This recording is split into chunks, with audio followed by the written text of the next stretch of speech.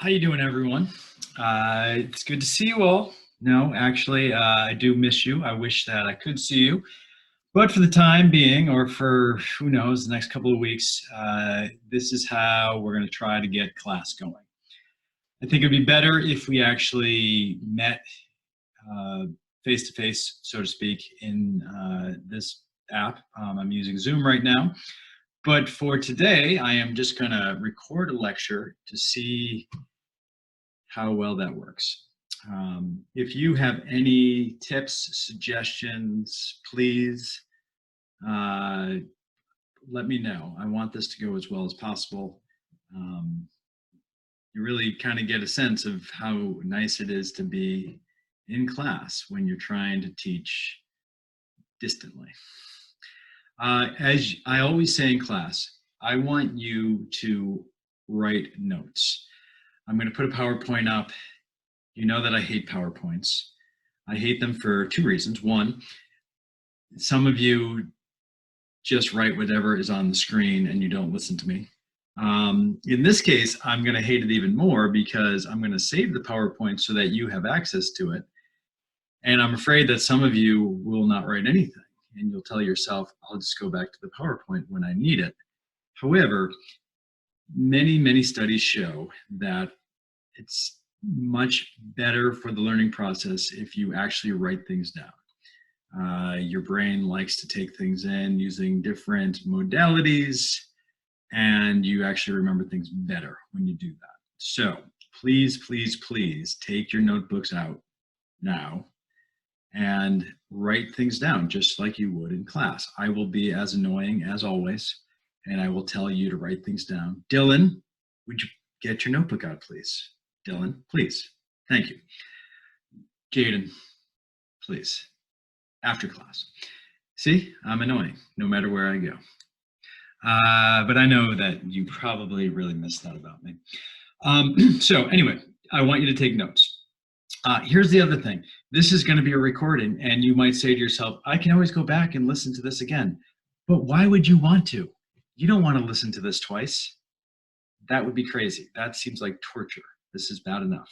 So just listen to it once, get down the information, and you will be good to go. Deal? Thumbs up? Okay. All right. So today, here's what we're going to talk about. As you know, we were in the midst of a unit on Greece. In class in history, we got all the way through the Peloponnesian Wars. Most of you did pretty well on that test. The Peloponnesian Wars were pretty complicated. In the end, Athens lost. It was sold out to a large degree by Alcibiades. Thank you. Alcibiades. Strangely, Athens was also taken down by a plague. That might make you feel not very good, I guess. But there was other things going on in Greece at the time other than war. And one of the most important things, one of the things that is truly influential in world history, especially Western history, is what was going on philosophically in a city like Athens, right? Remember, Athens is the center of the Greek world culturally, and the greatest minds seem to be concentrated in Athens. And so Athens is in the 5th century BCE, that's like the 400s. Athens is going to have this incredible explosion of philosophical thought that is still considered to be really important today. And one of the things I really love about the early Greek philosophers, the big ones like Socrates and Plato, not as much Aristotle, is that they're pretty accessible. We'll actually read a little bit of some Platonic dialogues. All of those dialogues star Socrates, and we'll be able to make some sense out of them and realize, like, oh, philosophy is important, but it's not necessarily super hard to understand. Later on in history, philosophy gets, pretty difficult, pretty abstruse, but at least when we're dealing with Plato, it's pretty manageable and pretty fun and really awesome. So that's what I want to talk about today. I'm already going on too long. Let me bring up a PowerPoint if I can, and that will just kind of give you the spelling of certain words. You know me and spelling. It's a difficult relationship. So here we go. Quick overview of philosophy. I'm not going to add a subtitle, but here is the quick overview. So the 5 different topics we will look at are these. First, the Pre-Socratics. When I say Pre-Socratics, I'm referring to the people who came before Socrates. Socrates is like the granddaddy of them all. And these, are Greek figures that we see from about 600 to 450 BCE. After that, we get this group called the Sophists, which are a little on the shady side, frankly. They are really interested in winning arguments. They're not really interested in finding the truth. Socrates loves to criticize the Sophists. Socrates comes along. He lives from 469 to 399 BCE. Aren't I a good reader? Write those dates down, but you know me. I'm not going to ask you about those dates. And then one of Socrates' most famous student is Plato. Okay, it's not Plato, it's Plato. And Plato is Socrates' student. He's also the guy who writes down much of what Socrates taught. Okay, Socrates' manner of teaching was to just ask a lot of questions, and Plato is going to go and try to record a lot of those question and answer sessions.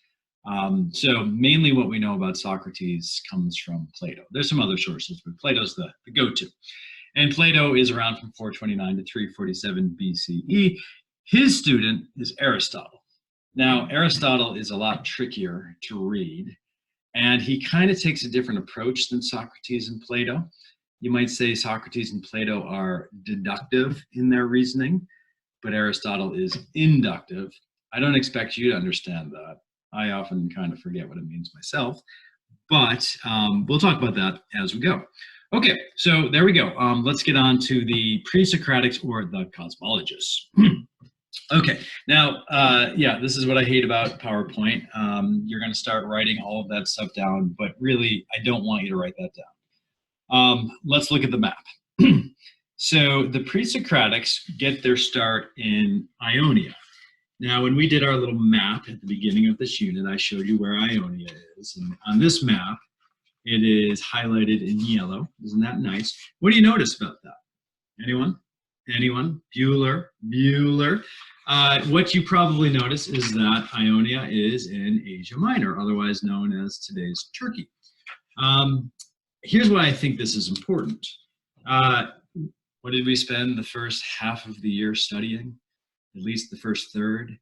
We spent it studying the area from Turkey to India, otherwise known as, mainly the Fertile Crescent, the Middle East. Okay, now, those societies and cultures are very, very old. Frankly, you're probably pretty bored studying one after the other because they all seem like they're kind of doing the same thing with just little variations. And I think that's true. But here's the important part. Those people, as we saw in our studies, were really interested in trying to understand the world, right? Like, as we all are, right? Aren't we trying to understand what does this coronavirus mean? We all want to know one way or another, whether you believe that or not, it's true. We want answers, especially answers to questions that are hard to find answers to. Now, as you'll recall, those early societies, we talked about the Sumerians, the Assyrians, we talked about various kinds of religions forming. We talked about the Jews, right? And they certainly wanted answers. They go about looking for answers, but they're usually looking at the gods for answers, right? You might see this as kind of superstitious or not, but they want to know the big questions about life, and so they ask the gods. They want to know how best to govern themselves, so they maybe they ask the gods, or maybe they concoct gods to bring about order in society, right? Check out Hammurabi. Obviously the stele of Hammurabi shows us that. Okay, the Ten Commandments are another example of getting laws from God. The Greeks are going to build on all of this, right? But instead of relying on the gods, and we know that they do have their Greek gods, for one reason or another, and that question is kind of unclear to me, but for one reason or another, the Greeks are going to look to logic and reason to try to understand things. Okay, and this is a big, giant leap for mankind. Now, let's remember, the Aryans did the same thing in India, and it is quite likely that some of these ideas came to Greece from places like India, right?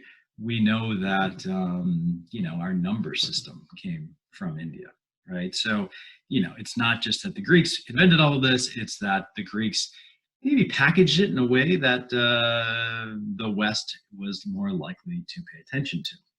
Okay, so this is why I think Ionia is important, that Ionia and Asia and India and China, they had all these vast troves of knowledge and data, and the Greeks are going to capitalize on that. Sound good? Okay, so the Pre-Socratics are also known as the Ionians. Let me bring up what should I bring up? Okay, here we go. Okay, so the Pre-Socratics are also known as the Ionians. Okay, so I'm just going to put Ionians equal Pre-Socratics. Okay, and really what the Ionians are, and I'm going to draw a little one of my famous little lines here. The Ionians, what are they really? They are kind of early scientists, right? So these people, remember, they're using reason to try to understand the world around them. Okay, so I think if I go back to my, if I change my share, look, Mom, I did it. Okay, nope. Actually, we didn't even have the right. Oh, well, there it is. So Thales, Anaximander, Pythagoras, Heraclitus, Parmenides, and Democritus are all of these characters that I want to talk about. In the interest of time, I'll probably only talk about one or two. Okay, you probably like that. All right, so first, Thales. He's, of the Ionians, I think he's the most important. He's kind of the most interesting. I'm back. So let's talk about Thales. Now, Thales was from the Ionian city of Miletus. That's why he's known as Thales of Miletus. And he is considered to be the first Greek philosopher. He's considered to be one of the first Greek mathematicians and geometricians as well. Here's kind of the basics on Thales. Thales believed that everything in the world derived from one element. And for Thales, that element was water. Now, some people speculate that Thales was actually a Phoenician,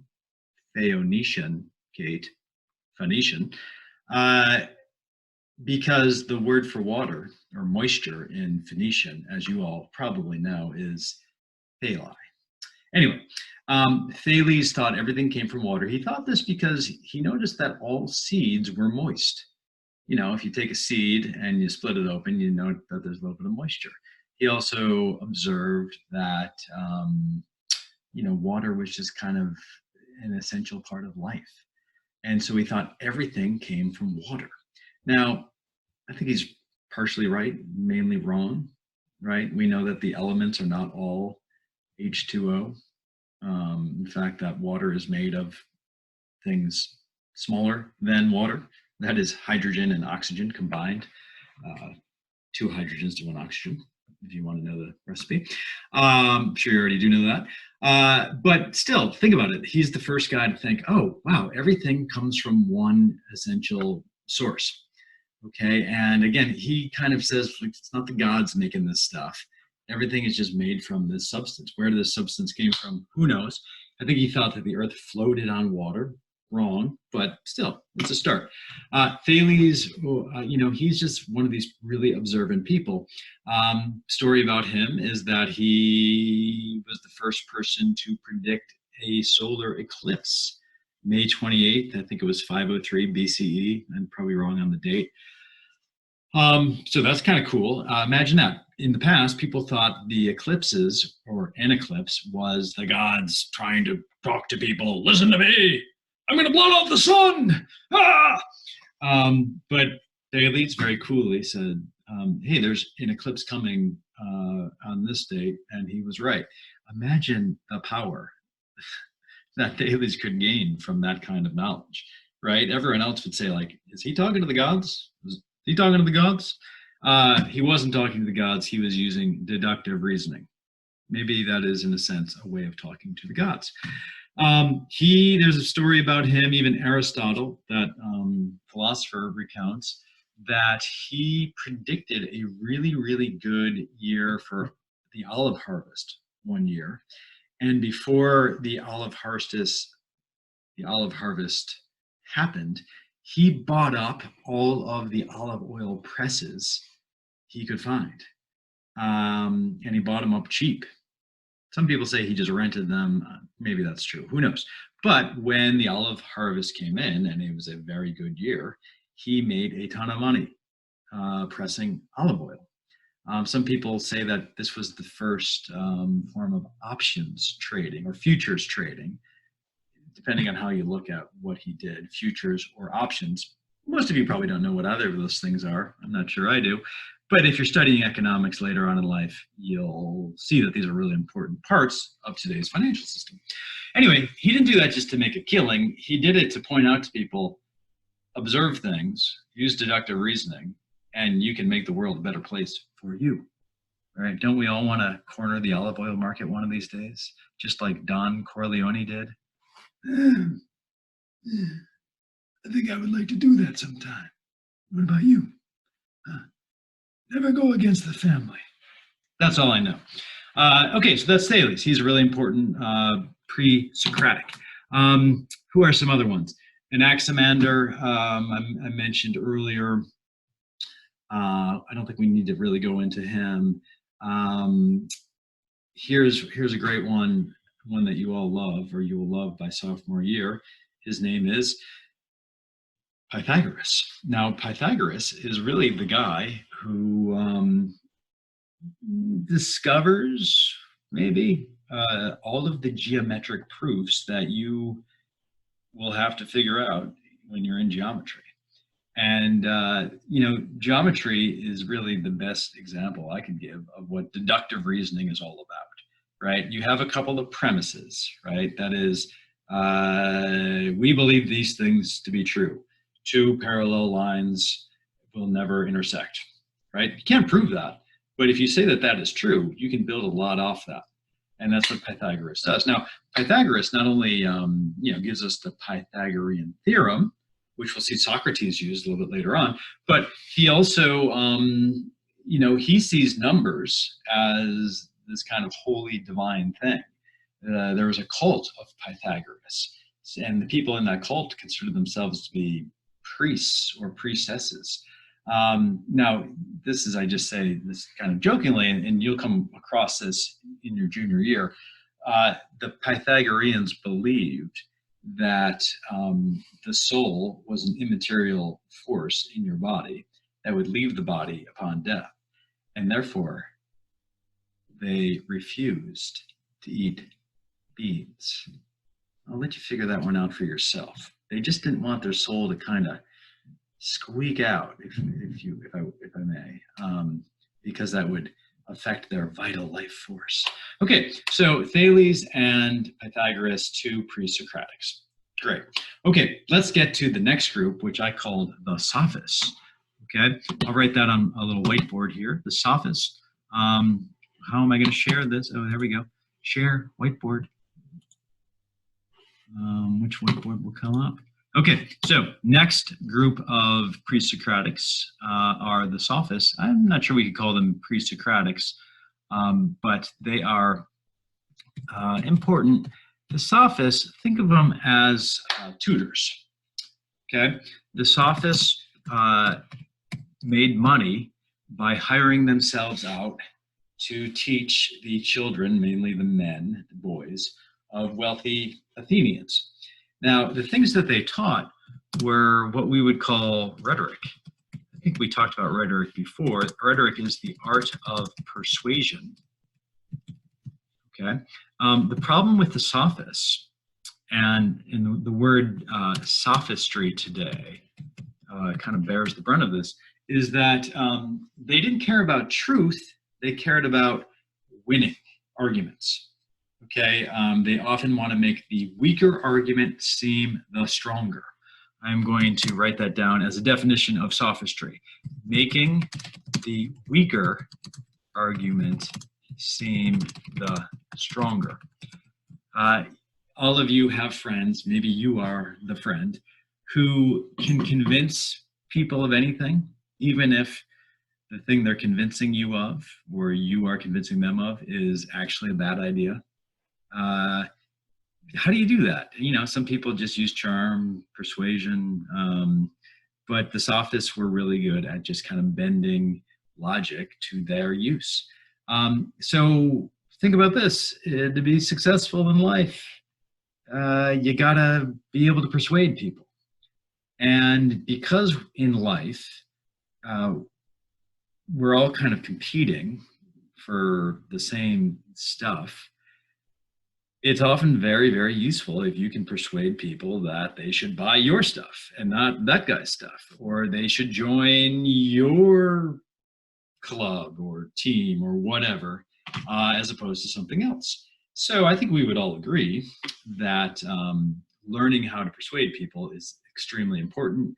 The sophists just took it too far, according to the next guy we're going to talk about, who is Socrates. Okay, so Socrates is our most important guy, and I'm going to clear this board so we can talk about him because he's the man. So Socrates is really where serious Greek philosophy really begins. I mean, Socrates would look at people like Pythagoras as being super important, but Socrates is the man. He is an Athenian. He was a soldier. He's a veteran of the Persian Wars. Okay, now think about this. Between the Persian Wars and the Peloponnesian Wars, which ones do you think Athenians feel better about? Obviously the Persian Wars, right? Clean-cut victory, heroic, the underdog wins. Peloponnesian Wars, Athens maybe had it coming to them, right? So Socrates is a veteran of the Persian Wars, but what he does during the Peloponnesian Wars is he likes to hang out in the agora. You know what that is. Hangs out in the agora. The agora, of course, is the kind of the public marketplace in Athens. And he likes to question people, especially important people. And when he questions them, he often makes them look ridiculous. Okay? Now, not that I'm an important person, but when you question me and I look ridiculous, how do I feel? Well, I feel bad. Sometimes I get angry. Jaden!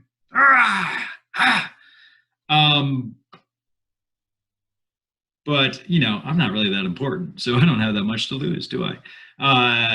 But if you're the leader of Athens and some guy named Socrates, who, by the way, is always totally unkempt, dirty hair, smelly. I mean, they ate a lot of garlic in Athens, so I think everyone was smelly. I ate a lot of garlic too. Anything wrong with that? No. But the guy was unkempt. The guy was always freeloading, always kind of like trying to get people to buy him dinner. If you've ever met Mr. Matson, he and Socrates, they got a lot in common. Mr. Matson's a pretty persuasive guy, pretty smart guy. He doesn't always comb his hair either, does he? We love him though. Anyway, so Socrates likes to go around questioning people, and he's often questioning important, powerful people and making them look really silly. And for that, they're going to put him to death. especially when things go wrong, when Athens loses the war. I talked about how at the end of the war, there was a tyranny in Athens and they started putting people to death. Socrates is one of those guys. Okay. We're going to do a Socratic, we're going to read some Socratic dialogues a little bit later on to get a little flavor of Socrates. So let me add that. Socratic dialogues are his method. So unlike this, which you're saying to yourself is horrible, listening to me, Socrates just asks questions. What is virtue?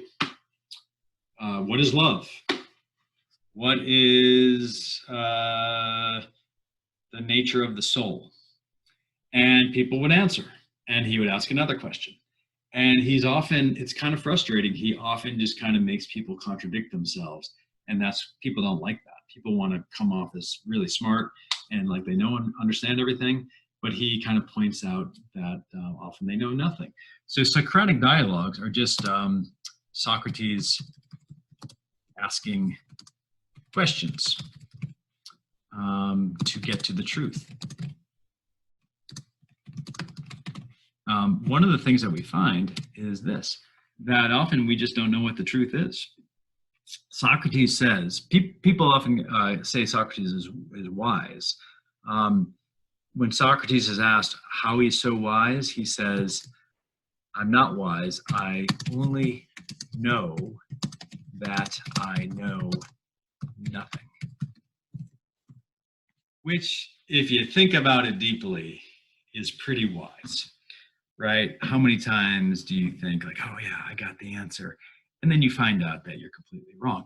Now, I don't mean, what's the answer to 2 plus 2? I think we all know that it's 4. But what he's getting at is like, when it comes to the big, hard questions, you're better off kind of realizing that you probably don't know as much as you think and just always be searching for the truth. You can always get closer to the truth. So that's kind of Socrates' bag. Again, we're going to read a dialogue or two, just parts of them, and that's going to make things a lot easier for us. Okay, now next. So I guess we're in the Socratic era. Let's clear all. Did I stop sharing? No. Clear all drawings. Okay. The next guy we need to know is Plato. Okay, I already talked a little bit about Plato. Plato was the student of Socrates. Socrates, have you ever seen, what is it? Fast Times at Ridgemont High, I think it is, Socrates. Or maybe it's Bill and Ted's Excellent Adventure. I forget. I know nothing. Student of Socrates, he wrote the Socratic dialogues down. Okay. And, you know, he also was probably a lot of the things he wrote down were his own ideas, and Socrates was just the character he used. Okay. And then after Plato, we get Aristotle.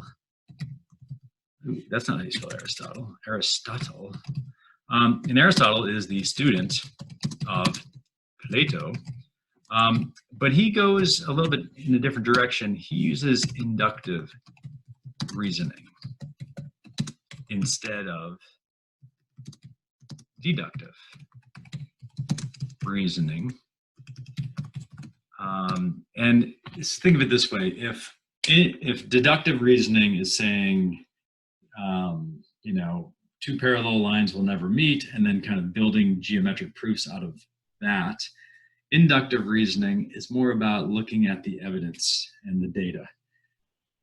Aristotle wrote a ton of books. He wrote something called, you wouldn't call them books, they would have been scrolls, but the Metaphysics. I had to read the Metaphysics in graduate school. I had no idea what it was talking about. It was crazy. But essentially, it's this. Metaphysics are not physical things, but the things beyond the physical. So like the nature of existence, where did we come from? Sadly, I was not smart enough to really understand what Aristotle was getting to. He also wrote the Physics, I felt a little bit better about not understanding the physics because it seemed to me that he was wrong about a lot of things. He was just trying to explain the physical world through logic. And, for his day, it made sense. But today, most of what he said, we would kind of discount. Here's a book that I did really love, though. It was called the Nicomachean, I'm going to spell it incorrectly. No, that's right. Ethics, in which he writes about just how to live an ethical life. And it's really an amazing book. Read it someday, probably not for another 15 years. It's a hard one, but I found it to be like really, really eye-opening and useful. Basically, in the Nicomachean Ethics, he says a lot of things. But he says like finding the mean between two virtues, or not really two virtues, between two maybe even extremes is virtue. I'm simplifying. Please don't go to your philosophy professor in college and tell them that I told you that that's what the Nicomachean Ethics says, but something like that. So, in other words, let's say you're in a dangerous situation. On the one extreme, you might be rash, right? You might decide like, I'm not afraid of anything. I'm going to go and do this thing. And that might get you killed. On the other hand, you might be cowardly. You might be like, I'm so scared. I can't do anything. I'm going to run away. And Aristotle would say, like, well, you got to find somewhere in between those two things. That seems pretty obvious, but I'm giving you a pretty lame example. And some of us are just more naturally rash, and some of us are more naturally, I'll say, reserved, not cowardly. And that's kind of part of it for Aristotle. You have to kind of like figure out where you are on that spectrum and kind of like fight against that, right? So if you tend to be rash, you're probably better off backing down more. And if you tend to be a little bit on the reserve side, you probably should kind of like pick it up a little bit. Anyway, that is Aristotle. Now, I'm going to leave on this long lecture off on this. Aristotle is going to be the teacher of Alexander the Great. And Mr. Conroy is going to speak more on Alexander the Great. Mr. Conroy?